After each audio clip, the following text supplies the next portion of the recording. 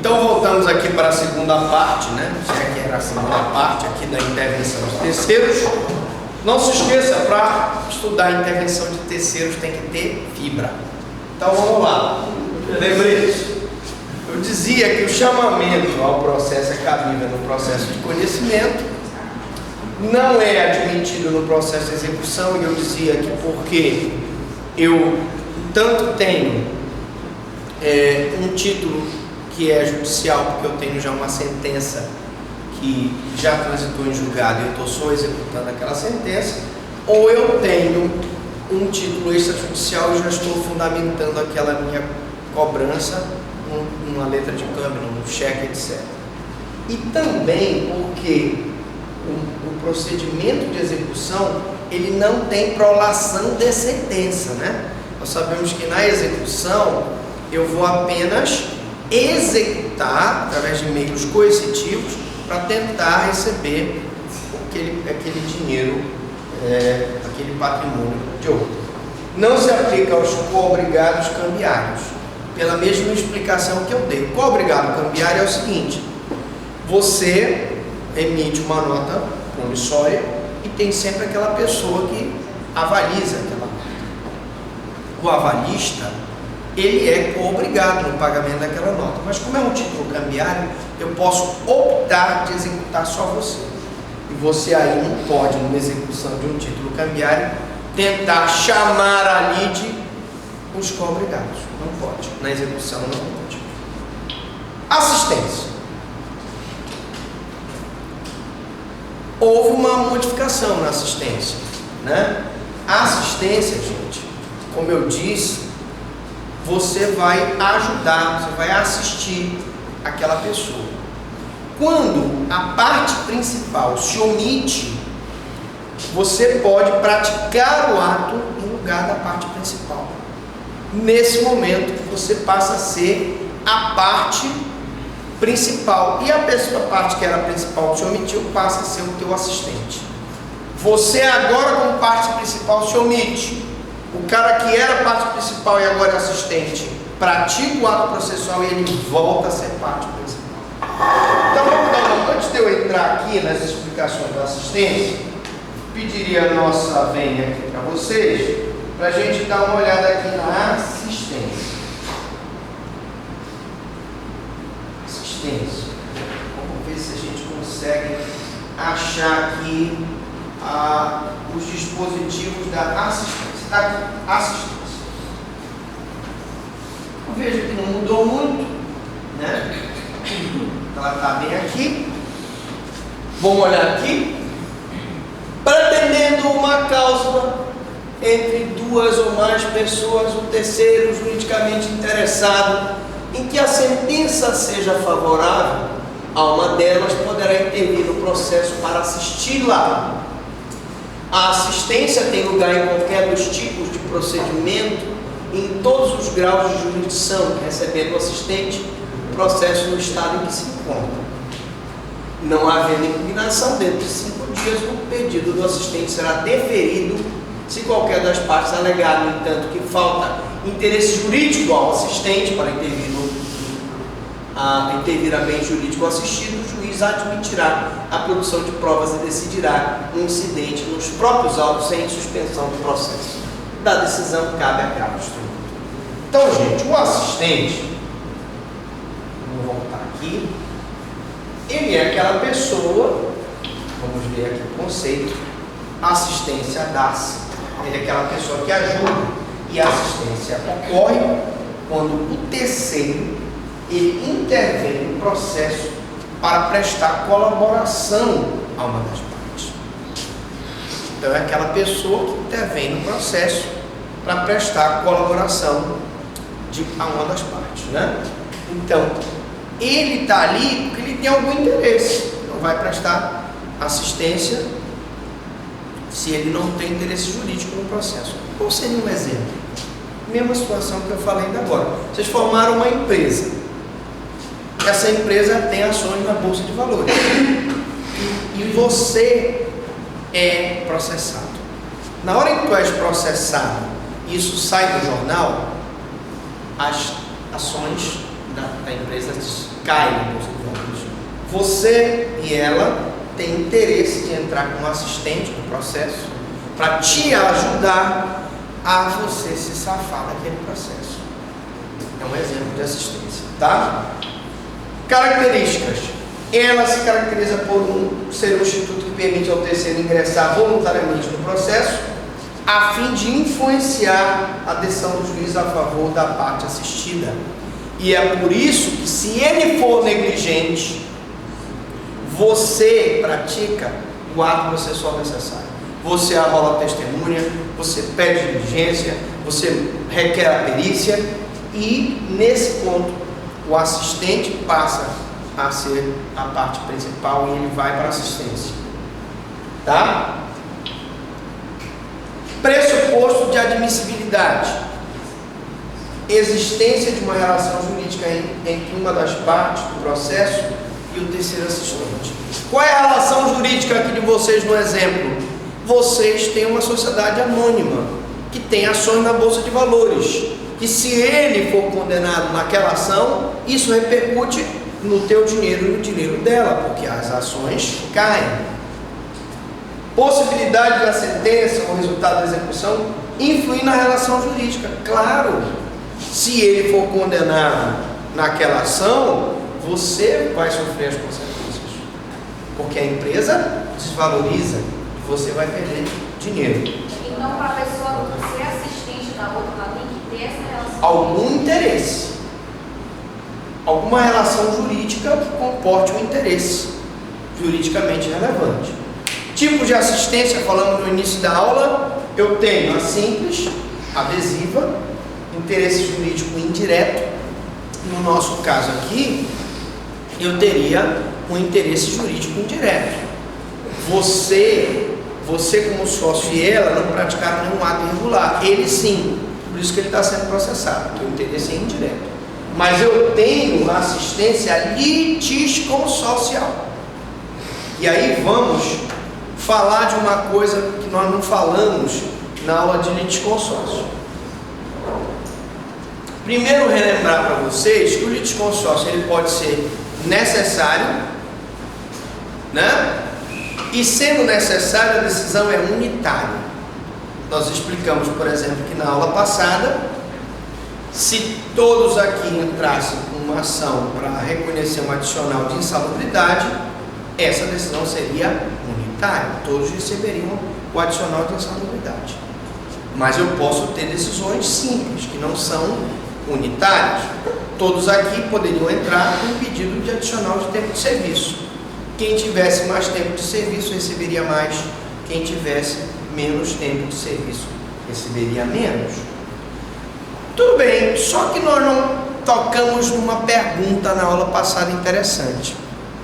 Tá bom, professor Franklin, o senhor disse que existe um litisconsórcio necessário. Inclusive citou o caso do marido e da mulher, que nas ações reais, né, a necessidade da intervenção. E eu citei uso capião, citei a reintegração de posse, contei aquela história do cara que vai no banco e pede hipoteca ao imóvel, a mulher tem que ir lá e tem que assinar o documento, porque aí é um caso de outorga uxória, se for comunhão parcial ou comunhão total de bens. Se for separação de bens, evidentemente que não. Tá. Lembrados. Beleza. Só uma coisa que eu não perguntei para vocês, e vocês também não perguntaram para mim, por isso que vocês têm que perguntar. Evidentemente aqui ao vivo a gente não lembra de tudo. Mas tá bom, professor Franklin, e se a minha mulher não quiser ser litisconsorte? É obrigada, um litisconsórcio necessário, uma ação real imobiliária, mas ela não quer ser.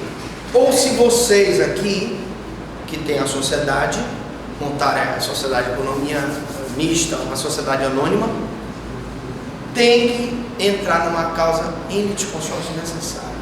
E um deles não quer entrar. O juiz aí tem autonomia para... Tu acha que é o juiz que deve decidir isso? Como é que a gente resolveria isso, gente? Alguém tem a mínima ideia? Gente, se isso acontecer, a pessoa que não quer participar da relação jurídica, ela é citada. Ela é citada para dizer se ela quer ou não participar da relação jurídica processual. Tá, professor, e aí? E aí, se ela disser que quer, ela vai figurar contigo no polo ativo da relação jurídica processual. E se ela disser que não quer, professor? Ela figura no polo passivo, ela vai ser réu na relação jurídica processual. E por que isso tudo, professor? Porque eu expliquei na aula passada, quando nós falamos na aula de litisconsórcio, e por isso que vocês têm que assistir as aulas lá na sequência. Então você assiste penal 1, você vai lá, noções gerais, classificação doutrinária, para depois você estudar culpabilidade, ilicitude, né? Curso de agente. Aqui mesma coisa, para eu estudar intervenção de terceiros, eu tenho que primeiro estudar litisconsórcio. E quando nós estudamos lá em litisconsórcio, eu expliquei que a pessoa, o litisconsórcio, que não é chamado, não participa do processo, contra ele não gera nenhum efeito aquela sentença, ele não participou. Os dois participaram da relação jurídica, perderam aquele bem, mas vem cá, você não participou. Se for um litisconsórcio necessário, é caso de nulidade absoluta, porque tu tinhas que participar. Como é que eles perderam o bem da empresa e tu não foste citado? Nulidade absoluta. E se não for necessário, sobre você não recai nenhuma consequência. Você não participou da lide. Então preste atenção. Se for um litisconsórcio necessário e ele não for citado, nulidade absoluta. Se for um litisconsórcio que não é necessário e que você não participou, não tomou conhecimento, você não pode sofrer as consequências de um processo que você não figurou nem no polo ativo, nem no polo passivo, nem foi interveio, né, como um terceiro interessado, seja por oposição, assistência, chamamento à lide, nomeação, autoria. Você simplesmente não participou daquele processo. Então você não pode sofrer as consequências. Esse caso como réu. Sim, como réu. Bom, com exceção do procedimento sumaríssimo, cabe qualquer procedimento. Então eu posso fazer o chamamento, né? Perdão, assistência. O chamamento que eu digo, a intervenção, ela pressupõe o chamamento sempre de uma pessoa estranha ao processo, por isso que eu digo chamamento. Mas para não confundir com chamamento à lide, eu posso ter assistência em todos os procedimentos, menos no sumaríssimo. E lembrando que uma das reformas do Código de Processo Civil é que nós vamos ter agora, a partir de março de 2016, só o procedimento comum ordinário. Vamos crescer o sumário, não fale mais em vou entrar com uma ação ordinária, que essas expressões vão fazer parte da história, né? O assistente pode ser admitido até o trânsito em julgado da sentença, né? Porque, lógico, depois que ela transitou em julgado, ele não vai mais ser assistente. Mas, professor, o assistente, ele pode, não tendo participado do processo, ele pode recorrer, é isso aqui, olha. No segundo grau, a assistência denomina-se recurso de terceiro prejudicado. Então, eles não quiseram ser teu assistente no primeiro grau, tu perdestes o processo, a consequência, as ações da empresa de vocês que estava na Bolsa de Valores caiu, eles tiveram prejuízo considerável e agora vão entrar como terceiro prejudicado a nível recursal. Vão recorrer. Então, a nível de segundo grau, o assistente se chama terceiro prejudicado. Jurisprudência. Vamos lá. Jurisprudência. Para acabar a nossa aula. O senhor está aí com as mãos cruzadas, o senhor está gostando, está entendendo tudo.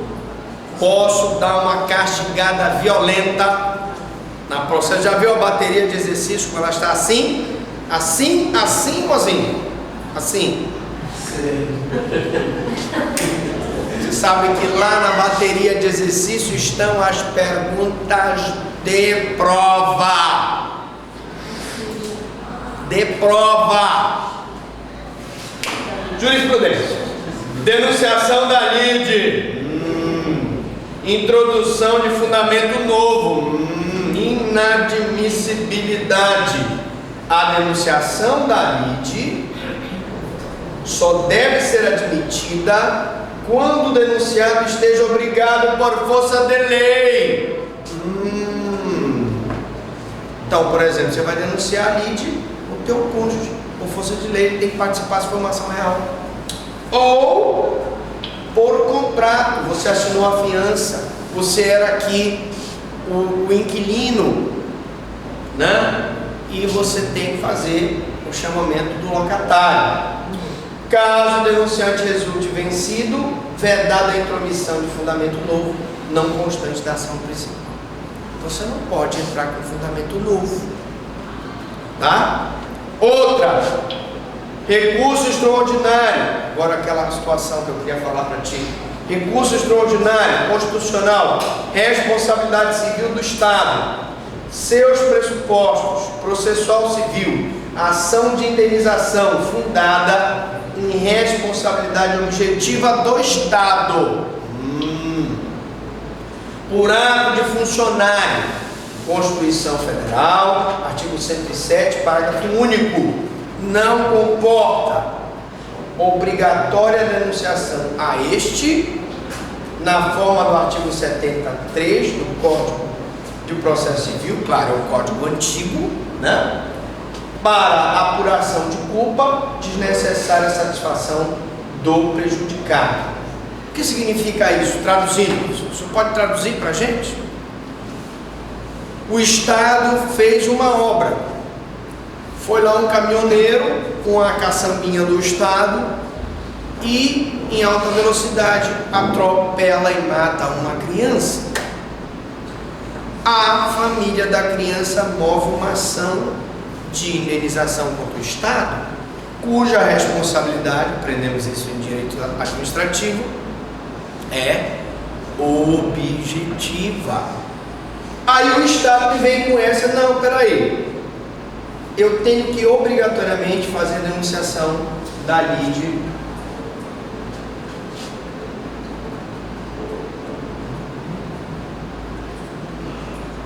do meu funcionário. Claro que não.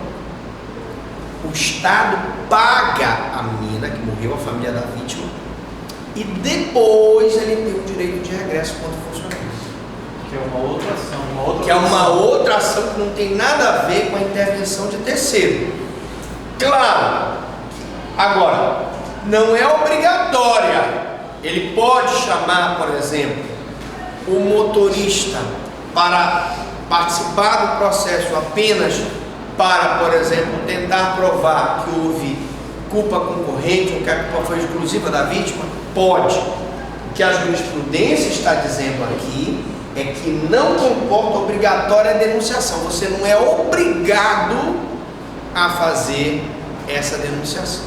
O Estado tem que pagar, depois sim, ele tem o direito de regresso contra o seu motorista. E acabou. Intervenção de terceiro, acabou. Pergunto, alguma dúvida, alguma pergunta? Falem agora ou tchau, tchau.